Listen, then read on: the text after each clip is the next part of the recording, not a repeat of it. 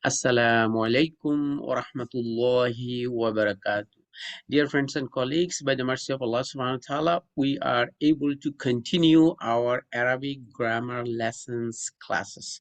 So today our Sheikh is going to introduce us a new topic. Last time we have covered attached, detached, and demonstrative pronouns. So I would go ahead and give it to our Sheikh Ust Hamid. He's going to recap what we have learned last class and going to introduce some new lessons for us today.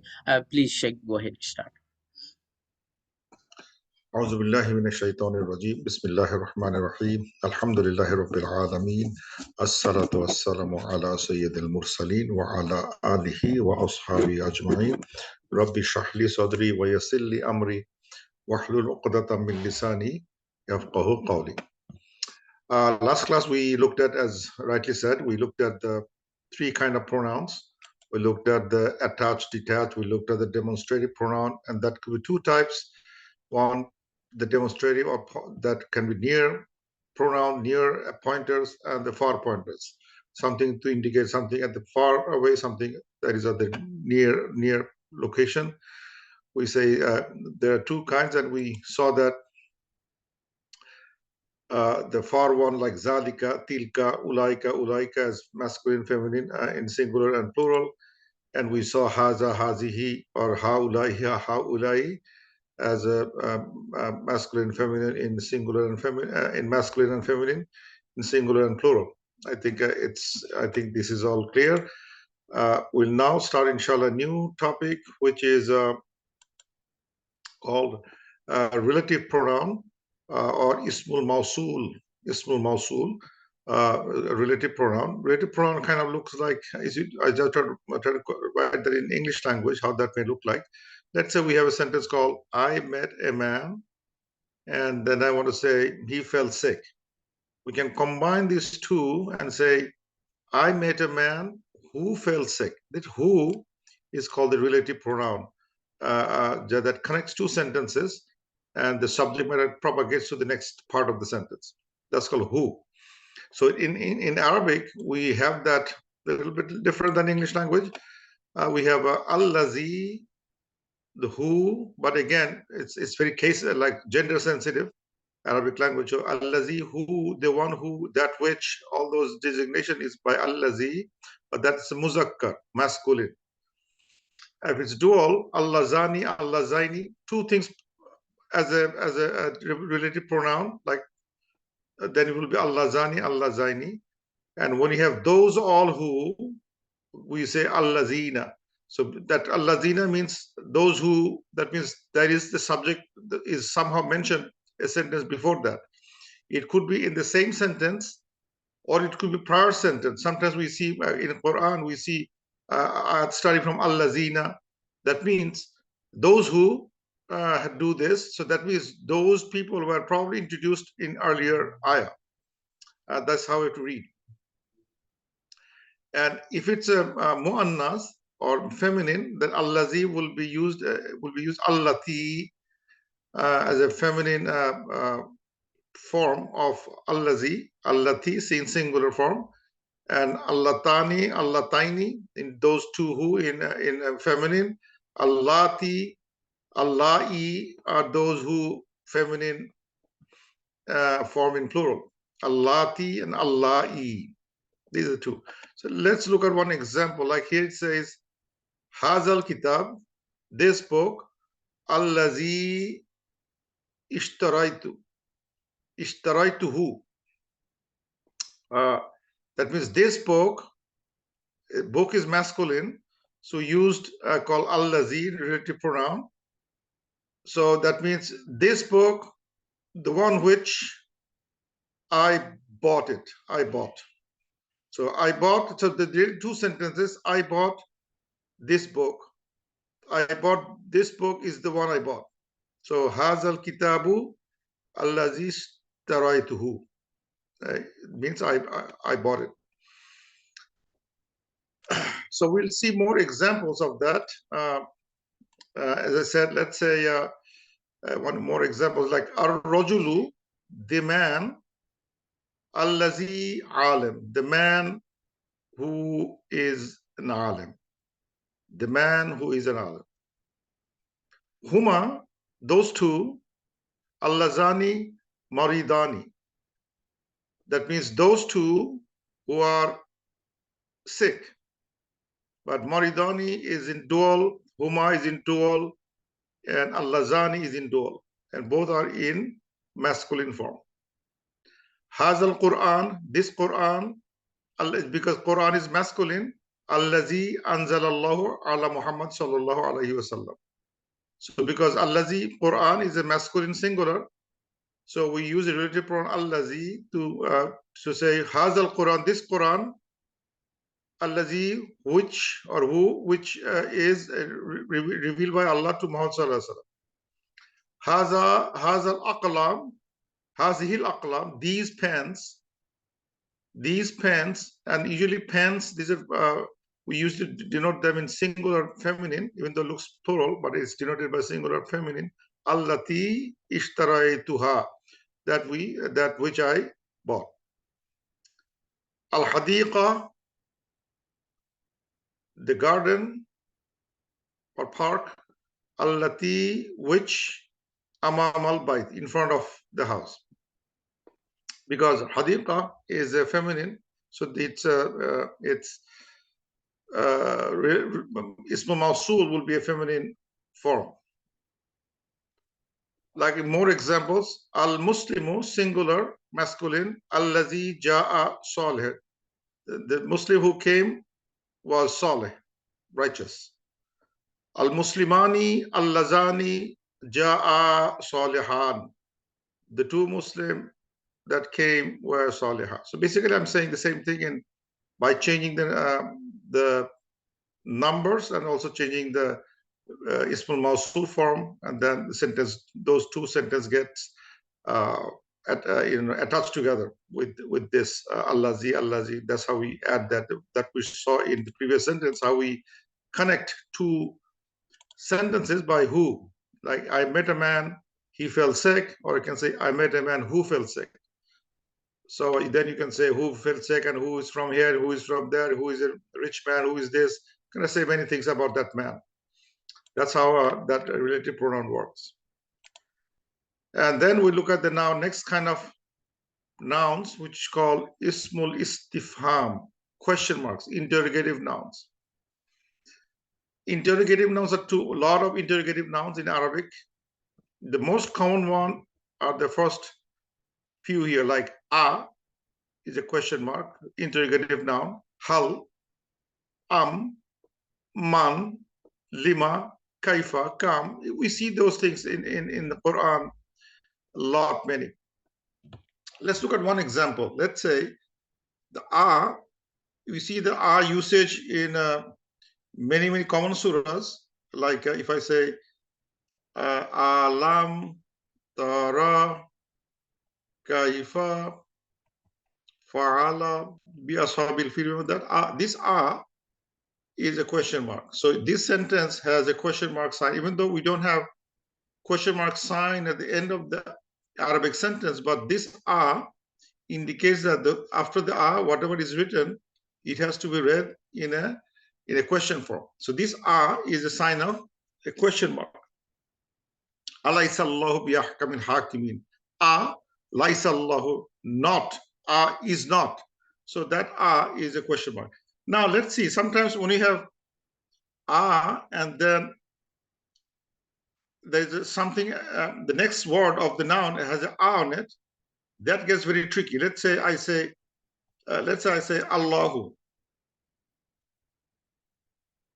Allahu Akbar. Allah is the greatest. Now, if somebody puts a question mark in before that, then this two means it becomes madda. Because there's one question mark and one from the Allahu, that it gets an elongation. So it will be Allahu Akbar. So now if someone,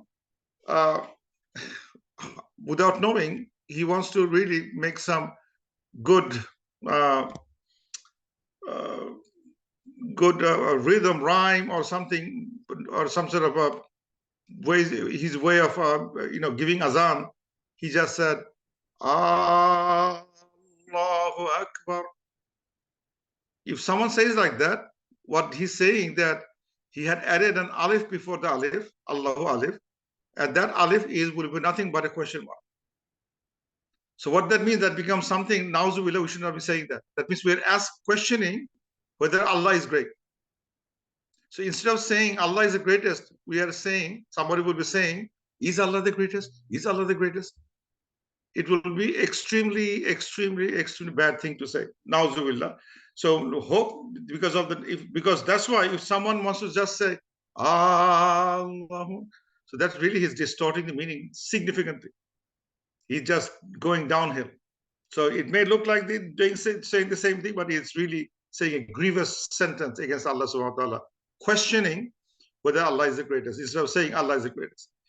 So we should, that's is so important, sensitive of we see hal, man. So these are, it itself will take forever, but we know there are a bunch of markers, nouns that acts like a question mark. Like in English, will be do, who, for, who, why, how many, from where, when, which, what, about what, from what, in what, FEMA, in what. So these kind of question marks can be done. But what I would do, I would just indicate most important two ones.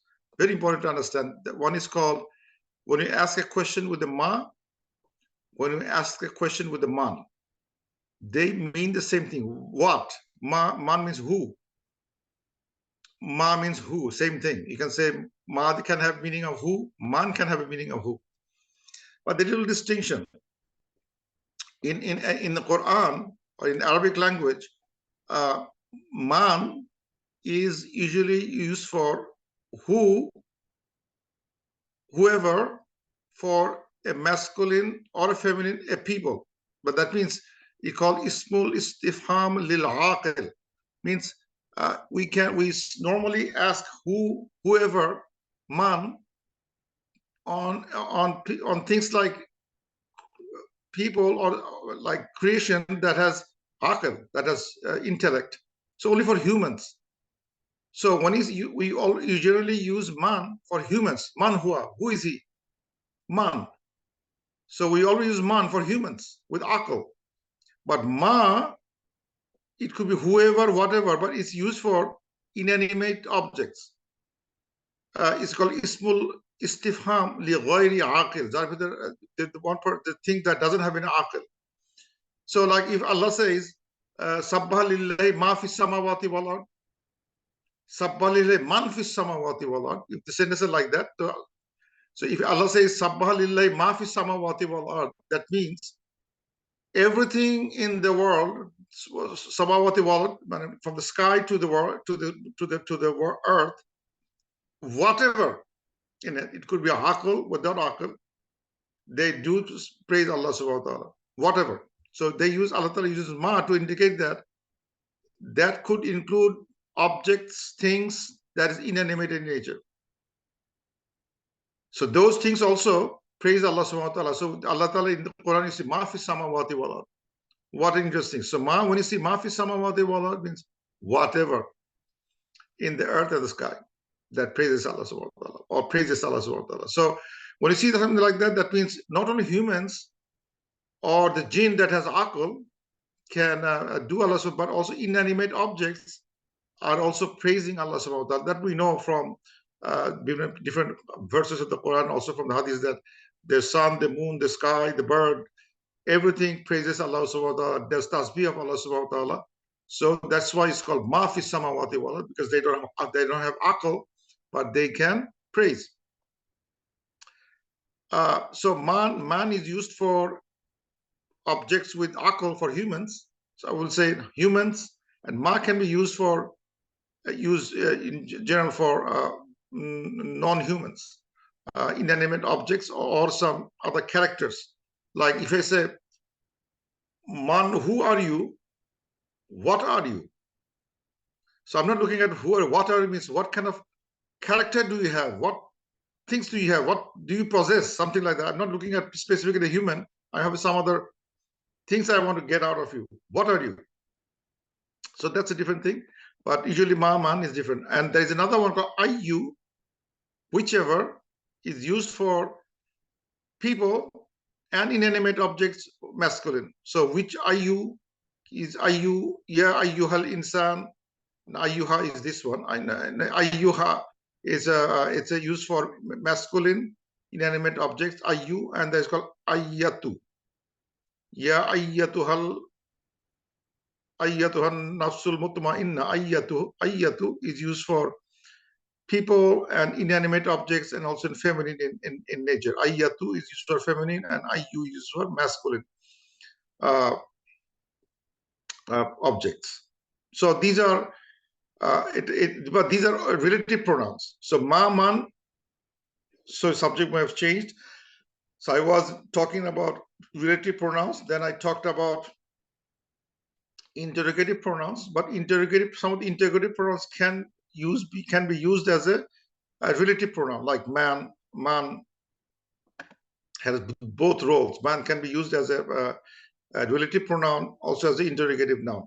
Like if there's an example like that I could have shown, it's here. Like here, the man is used as a relative pronoun, ismul mawsul, and man is used as interrogative. Like waman yarghabu an millati Ibrahima illa man safiya nafsa. And who would averse to the religion of Abraham except the one who makes fool of himself? Who would? So that's a question mark. Who would averse himself? And waminan nasi man yaqulu amanna, and there are people among them who say we believe in Allah and last day. So this man is using as a relative pronoun. Here is man is used as an interrogative noun. Similarly, ma can be used as both ways. Ma can be as what, and also can be used whatever as a relative clause, relative pronoun, and also as it can be used as what, like qala ya Harunu ma manaka, what prevented you? What Moses said to, O Harun, ya Harun, ma manaka, what prevented you? So what? Wama tafalu min khairin, and whatever you do from the goodness, fa inna Allah bihi alim, Allah is aware of it. So whatever. So here it looks like it's used as a ma is being used as a interrogative clause, relative pronoun mausul, and here ma is used being interrogative noun. So some of those these interrogative nouns can have dual purpose, especially ma and man. It can be both ways. It can be used as a relative clause, and also it can be used as a interrogative nouns. And interrogative nouns mostly is used man for humans and ma for non-humans. Some example for the Quran. Here it says, Qala, Qalu, innaka la anta Yusuf. Question mark, innaka, certainly you are indeed Yusuf. They said, are you, then question mark comes, are you indeed Yusuf? So this I is used as a question mark. Am hasibatum an tadkhulul jannah? Do you think you will enter Jannah? Do you think you will enter? Do. Am used to do. Man zallazi yashfa'u indahu illa bi'izni. Man zallazi, who is the one? Who is the one who will intercede with him? Yas'alunaka maza, what? They ask you, maza, what should they spend? Qala kam labista. How long did they say? Qala kam. How many? How long? How many? That's kam labista. Qala kam labista. So kam, the question marks. So in English, we see question marks. But in Arabic, we don't see the question mark. We have to translate based on the usage of these pronouns. Anyway, that was basically today's class. So we finished from pronoun attached, detached. We looked at the ismul ishara, near and far. Then we looked at Ismul Mausula. Then we looked at Istifham, the question marks, question nouns, the noun that creates questions. And then we looked at some examples of that, and we used some of the nouns that has dual usage. We looked at that. So that concludes today's discussion. Subhanakallahumma wa bihamdik ashhadu an la ilaha illa ant astaghfiruka wa atubu ilayk. Assalamu alaikum. Alhamdulillah. Any Very questions? good. Yes, Alhamdulillah, that's very good lesson for demonstrative pronouns and as well as the interrogative nouns. If I can share my screen, please. If you can stop sharing, then I'll share my screen. Related to the verse you have mentioned on Surah Al-Hajj, verse number 18, that Allah subhanahu wa ta'ala mentioned about, many of the creatures in the earth and in the heaven. Alam tara, Alam taranna Allahu yasjudu lahu man fis samawati. It's a sujud verse. Especially I want to point out this, in this verse Allah subhanahu wa ta'ala also mentioned shajaru, the trees. So trees, sometimes if we look at the English definition of the trees, it makes it inanimated object. So in that sense, I want to understand the trees from English as inanimated versus Arabic point of pronouns. What would be? Does it fall under the same category? Can you share your screen? Okay. Sorry, yeah. Let me share it. Yeah. So if we look at it, yeah. Yeah, so this is chapter 22 Al-Hajj, verse number 18, where Allah subhanahu wa ta'ala mentioned that verse, Alam tara anna Allah yasjudu lahu man fis samawati wa man fil ard. And over there, out of many object, Allah subhanahu wa ta'ala mentioned like star, sun, moon, but Allah subhanahu wa ta'ala also mentioned trees. So if we're looking woman, who did contradict anything with the Arabic language No, rules no, versus English? no. You can look at that. Alam tara anna Allah. You can remove the screen. Yeah. Yasjudu lahu man fi samawati wa man fil ard. So all animate like akal, animal creations with akal are doing sujud to him, and also sujud to him is doing the shams, the qamar, the nujum, the jibal, the shajar, and all are doing at the same time. But these are not added. These are specific names of inanimate objects being shown as shams. They didn't say they. I could look. This is not covered in this line. So Allah could, if Allah said, "Yashudu lahu man fi samawati wa man fil ard," and didn't explicitly say those things, then one would have understood. Okay, all the objects, all the things with the akal are doing sujud. Then Allah is adding, no, the creations of akal are doing at the same time, and Allah is putting some object names in it and said they are also doing like those people of akal. So they are also, but they are not putting into they are different classification. They said washamsu al kamaru al nujum al jibal al shajar. So these are all shajar. They are all named separately, and they don't belong into man fi samawati wa man fil ard, because there is a washamsu. So it's a wa will make them a separate understanding that this shams is also doing sujud to him. The qamar is doing sujud to him. This wa is really carrying over the verb to every wa. So we have to read that. We have to read like this: man fi samawati wa man fil ard, and yasjudu lahu ashamsu. That Shams is doing yasjudu, the Qamar is doing yasjudu, Nujum is doing yasjudu lahu. So everyone is doing yasjudu lahu. And at the same time, whoever is between heaven and earth, they are doing it. So there is some akal, and without akal, but without akal, objects were named in like separately.